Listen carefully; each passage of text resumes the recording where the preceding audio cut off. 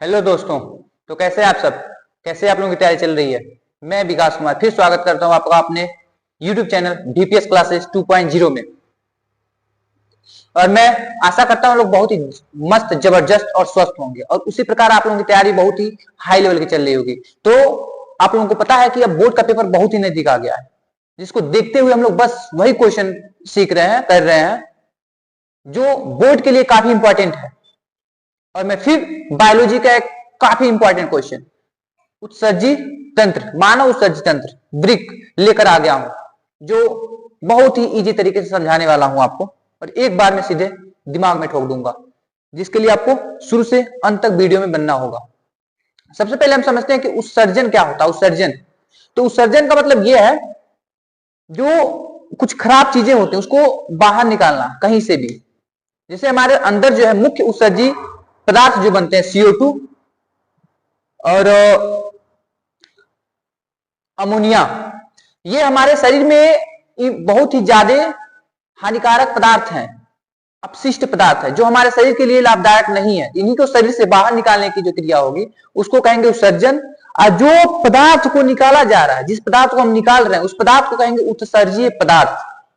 तो हमारे शरीर से जो भी खराब पदार्थ बाहर निकलते हैं उन्हें कहेंगे उत्सर्जी पदार्थ, और जो अंग निकालते हैं उन्हें कहते हैं उत्सर्जी अंग। जैसे हमारा त्वचा, गर्मी में जो है कि त्वचा से क्या निकलता है, पसीना। तो पसीना हमारे शरीर से निकलने के बाद हमारे शरीर को कोई डिस्टरबेंस नहीं होती है, कोई दिक्कत नहीं होती है, मतलब वो हमारे शरीर में है लेकिन अपशिष्ट खराब पदार्थ है, तो वो हमारे शरीर से कहां निकल जाता है, बाहर। तो वो पसीना जो निकल रहा है वो क्या है, अपशिष्ट पदार्थ है, और जो निकाल रहा है उसको वो है उत्सर्जन तंत्र। और यही त्वचा से पसीने के साथ और क्या निकलता है, तो नमक। जैसे ब्लैक वाला कपड़ा वपड़ा हम लोग पहन लेते हैं तो उस पर लग जाता है व्हाइट व्हाइट, तो नमक भी निकलता है। तो नमक भी क्या है, उत्सर्जी पदार्थ है, और जो उसको निकाल रहा है वो क्या है, उत्सर्जन तंत्र है। और हमारे शरीर में इसी प्रकार अन्य कुछ ऐसे भी होते हैं उत्सर्जन तंत्र, जैसे फेफड़ा।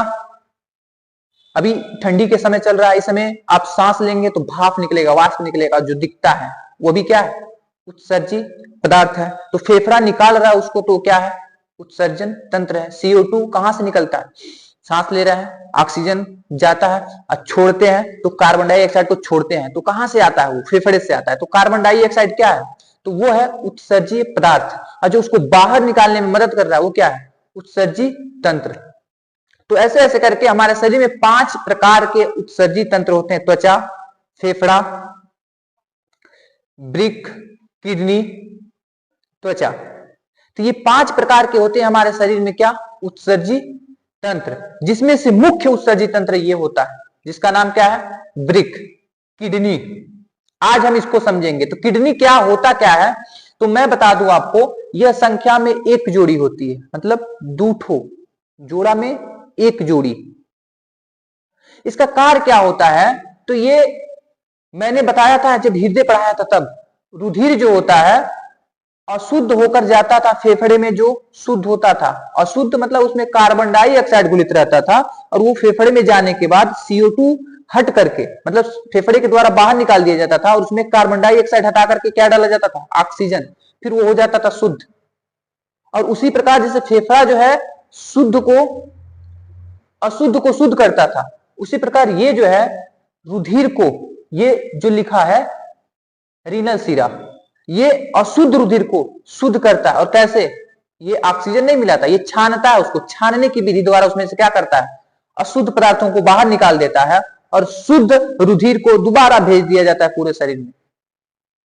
तो आइए देखते हैं, मैंने उस दिन भी बताया था कि धमनी क्या होती है, जिसमें शुद्ध रुधिर बहता है, जिसमें शुद्ध रुधिर बहेगा उसे धमनी। तो यहां लिखा क्या है, रीनल धमनी। तो यहाँ रीनल धमनी, ये वाली धमनी जो है ये क्या है, रीनल धमनी, जिसमें शुद्ध, इसमें जो है बिल्कुल व्हाइट व्हाइट है, मतलब ये शुद्ध रुधिर है। और ये वाला देखेंगे आप तो डार्क है, ब्लैक कलर से हमने डार्क कर दिया क्योंकि ये रीनल सिरा है, और रीनल सिरा में अशुद्ध रुधिर बहता है, यानी कि इसमें कौन सा रुधिर है, अशुद्ध रुधिर है। और ये आएगा कहां, वृक्क में, दोबारा उसको छान दिया जाएगा, छानने की विधि द्वारा जो अशुद्ध पदार्थ होंगे उनको बाहर निकाल दिया जाएगा, और दोबारा इसके द्वारा शरीर में भेज दिया जाएगा। पहला कार्य तो हो गया वृक्क का, रुधिर को क्या करता है, छानता है। दूसरा कार्य क्या है, यह अमोनिया बहुत ही खतरनाक पदार्थ होता है, उसको बदलता है यूरिया में। क्या करता है? अमोनिया को बदलता है यूरिया में, और बदल करके और मूत्र मार्ग के द्वारा ये शरीर से बाहर निकाल दिया जाता है। तो आइए देखते हैं, समझते हैं, जो भी लिखा गया उसको समझाते हैं, जो आपको बोर्ड के पेपर में लिखना है। आइए, तो यहां हमने लिखा है कि संख्या में एक जोड़ी होती है। तो देखेंगे आप, तो एक दो मतलब संख्या में दो और जोड़ों में एक जोड़ी है, और इसका आकार सेम के बीज के आकार का होता है। सेम सेम अगर आप लोगों ने खाया है सब्जी है तो उसके बीज जो होते हैं इसी आकार के होते हैं। तो ये सेम के बीज का आकार का होता है, इसका रंग भूरा होता है। तो इसका संख्या एक जोड़ी, आकार सेम के बीज का, रंग भूरा। आगे देखते हैं, इसमें लगभग 10 लाख नेफ्रॉन होते हैं। अब ये नेफ्रॉन क्या है? तो वृक्क यानी कि किडनी का जो इकाई होता है वो नेफ्रॉन होता है। यानी इकाई का मतलब समझते हैं, इकाई का मतलब जिससे वो बना है, जिसकी उत्पत्ति हुई है, जिस चीज से मिल मिल करके। जैसे आप 9th में एक चैप्टर पढ़े होंगे कोशिका, तो जो कोशिका होता है शरीर की सबसे छोटी इकाई होती है। मतलब शरीर जो बना है कोशिका से, छोटी छोटी कोशिकाओं से मिलकर बना है। जैसे अगर ये छोटी सी एक नाखून काट के अगर रख दें बोर्ड पर, एक छोटा सा नाखून, उसमें मैक्सिमम 1-8 लाख कोशिका पाई जाएंगी। तो छोटी छोटी कोशिकाओं से मिलकर पूरा का पूरा क्या बना है? शरीर बना। उसी प्रकार जो हमारा वृक्क बना है, जो किडनी बना है, वो किससे मिलकर बना है? नेफ्रॉन से। आगे लिखा है जो रक्त में से यूरिया को अलग करता है। तो यही नेफ्रॉन जो होता है, रुधिर में जो यूरिया होता है उसको छांट कर क्या करता है? अलग करता है। आगे, इसका भार 140 ग्राम होता है। तो इसका भार कितना होता है? 140 ग्राम। जो ये वृक्क है इसका भार 140 ग्राम होता है। यह शरीर का मुख्य उत्सर्जी अंग है। जैसे अभी मैंने बताया कि शरीर में अन्य भी उत्सर्जी अंग है, फेफड़ा है, त्वचा है, वो यकृत है, तो ये सारे भी क्या है?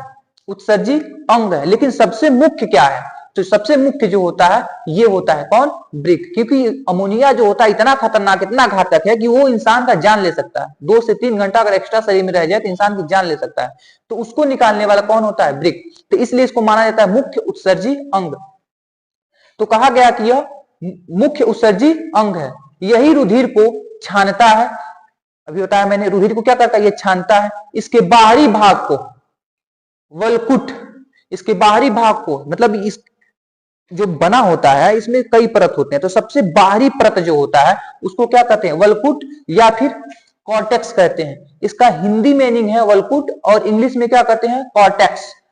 और आंतरिक भाग मतलब सबसे बाहरी वाले भाग को कॉर्टेक्स कहते हैं, और आंतरिक भाग मतलब अंदर वाले परत को क्या कहते हैं?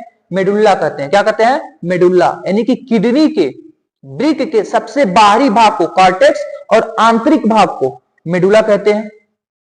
ये हमारा हो गया वृक्क। ये क्या हो गया? वृक्क, जिसका कार्य क्या था? रुधिर को छानना। और ये बना किसका था? नेफ्रॉन का। कितने नेफ्रॉन थे? 10 लाख। और वो क्या करते थे? तो रुधिर से यूरिया को अलग करते थे, जिसके आंतरिक भाग को क्या कहा गया? वलकुट या फिर बाहरी भाग को वलकुट या कॉर्टेक्स, और आंतरिक भाग को मेडुला कहा गया। क्या? मेडुला कहा गया। आगे देखते हैं हम क्या? मूत्रवाहिनी। तो मूत्रवाहिनी आप देखेंगे यहां लिखा गया है, एक इधर से आया है, एक इधर से आया है। तो मूत्रवाहिनी यहीं से समझ लेते हैं कितना है? संख्या में एक जोड़ी। और कार्य क्या है? तो यहां से जो भी मूत्र बनेगा उसको लेकर के कहां आना? मूत्राशय में। तो ये संख्या में एक जोड़ी पतली 2 नसें होती हैं। कितने होते हैं? संख्या में एक जोड़ी पतली नसें होती हैं जो वृक्क और मूत्राशय के बीच में उपस्थित होती हैं। तो ये वृक्क और मूत्राशय के बीच में क्या है? उपस्थित है। उसी चीज को हमने लिखा है, यह संख्या में एक जोड़ी पतली नली होती है जो वृक्क तथा मूत्राशय के बीच पाया जाता है। यही मूत्र को मूत्राशय तक पहुंचाता है। तो ये होती है संख्या में एक जोड़ी पतली नली जो वृक्क और मूत्राशय के बीच उपस्थित होती है, जो मूत्र को कहां पहुंचाती है? मूत्राशय में। क्या करती है? मूत्राशय में पहुंचाती है। आगे हम देखेंगे क्या? मूत्राशय जो यहां लिखा गया है। तो मूत्राशय क्या है? मूत्राशय को हमने नहीं लिखा क्योंकि यहाँ जगह नहीं था, मैं ऐसे ही बता देता हूँ मूत्राशय क्या है। तो मूत्राशय क्या है, ये मूत्र जो होता है वृक्क से बन के जो आता है इसमें एकत्रित होता है, जिसकी क्षमता होता है 1.5 लीटर। ये 1.5 लीटर मूत्र को एकत्रित कर सकता है और 1.5 लीटर अधिक होने के उससे अधिक होने के बाद ये शरीर से बाहर निकलना जरूरी होता है।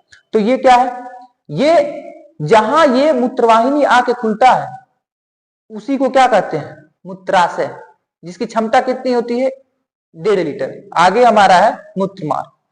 तो मूत्रमार्ग क्या होता है, जिसके द्वारा हम मूत्र को शरीर से क्या कर देते हैं, बाहर निकाल देते हैं, उसी को क्या कहते हैं, मूत्र मार्ग। तो मैं आशा करता हूं आप लोगों के बहुत ही आसानी से ये समझ में आया होगा। आप लोग इसका एक स्क्रीनशॉट लीजिए और फिर मैं एक बार फिर समझाता हूं, देखिएगा। ये क्या था, वृक्क, संख्या में एक जोड़ी, इसके ऊपर ये छोटे छोटे जो लगे हैं ये अधिवृक्क ग्रंथि, और ये वाला जो वृक्क होता है थोड़ा नीचे होता है। क्यों, क्योंकि ऊपर जो होता है यहाँ पे होता है यकृत, उसी से दब जाता है, थोड़ा सा ये होता है नीचे। अब हमने बता दिया रीनल शिरा में अशुद्ध रुधिर और रीनल धमनी में शुद्ध रुधिर बहता है। और आगे मूत्रवाहिनी जो वृक्क और मूत्राशय के बीच में उपस्थित होता है, जिससे वृक्क से होते हुए मूत्र कहां आता है, मूत्राशय में। तो ये काफी आसानी से आपको समझ में आ गया होगा। जैसे हृदय में 4 भाग होते थे, इधर वाला दायां कहते थे, उधर वाला बायां कहते थे, उसी प्रकार इसमें भी दायां वृक्क और बायां वृक्क। ये तो आसान है, काफी आसान है समझना। मैं आशा करता हूं आप लोगों को काफी आसानी से समझ में आया होगा। और इसी प्रकार का वीडियो पाने के लिए आप मेरे चैनल को सब्सक्राइब कर लीजिए, और वीडियो पसंद आई है तो लाइक जरूर कीजिएगा। और मेरे व्हाट्सएप ग्रुप से जुड़ने के लिए आपको, कमेंट ग्रुप से जुड़ने के लिए आपको डिस्क्रिप्शन में एक लिंक मिलेगा, VPS क्लासेस 2.0, जिसको टैप करते ही आप हमारे व्हाट्सएप ग्रुप से ऐड हो जाएंगे। और उसमें प्रतिदिन 5-5 क्वेश्चन ऑब्जेक्टिव हर सब्जेक्ट का डाला जाता है, और जो भी इंपॉर्टेंट क्वेश्चन होता है उसको डाला जाता है। तो आप जा करके डिस्क्रिप्शन में लिंक पे टैप कीजिए। तब तक मैं मिलता हूं आपसे अगले वीडियो में, और तब तक के लिए जय हिंद, जय भारत।